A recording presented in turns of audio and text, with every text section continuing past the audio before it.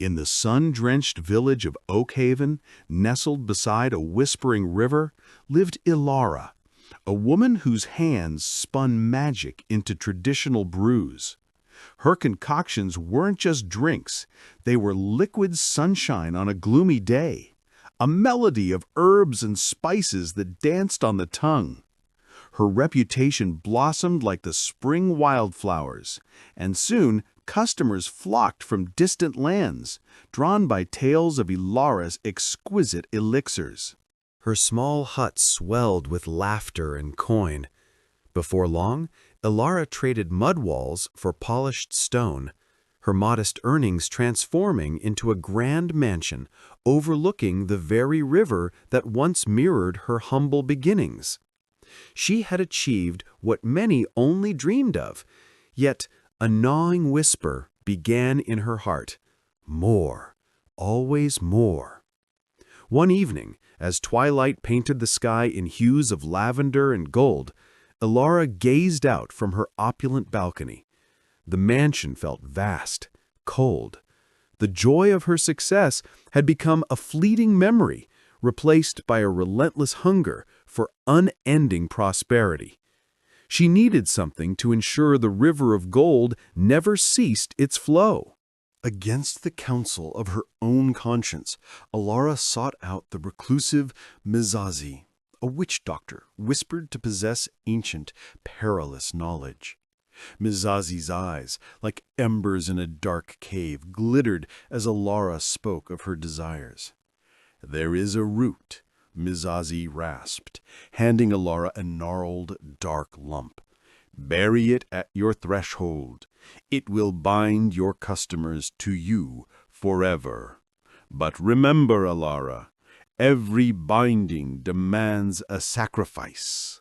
The ill-fated burial.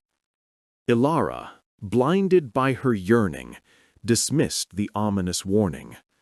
That night, under a sliver of moon, she buried the root at the grand entrance of her mansion. A chill wind swept through Oakhaven, not just physical, but a creeping dread. The next morning, her eldest son, sturdy and vibrant, was found lifeless. A week later, her beloved daughter, with eyes like morning dew, simply faded away. Then her husband, the steadfast rock of her life, succumbed to an inexplicable illness.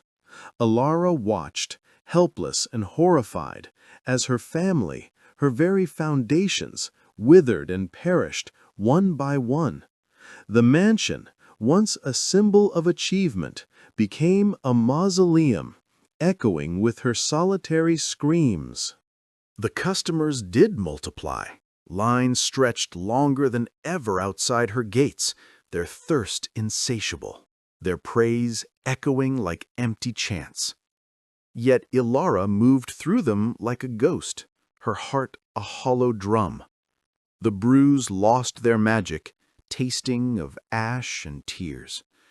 Word of the tragedies, of Ilara's terrible bargain, seeped through Oakhaven like a poisoned mist.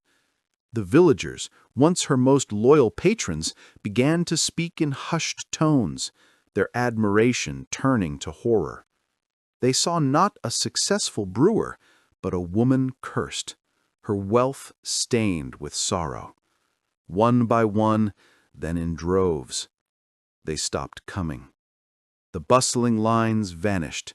The mansion grew silent, save for the wind rattling its empty windows. Ilara was left with her vast wealth, her grand mansion, and a profound, crushing loneliness. The gold glittered in the sun, mocking her, for it had cost her everything that truly mattered.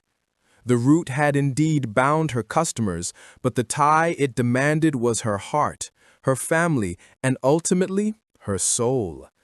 The once celebrated brewer of Oakhaven was now just a lonely shadow, a chilling tale whispered by the river, a testament to the devastating cost of a desperate wish.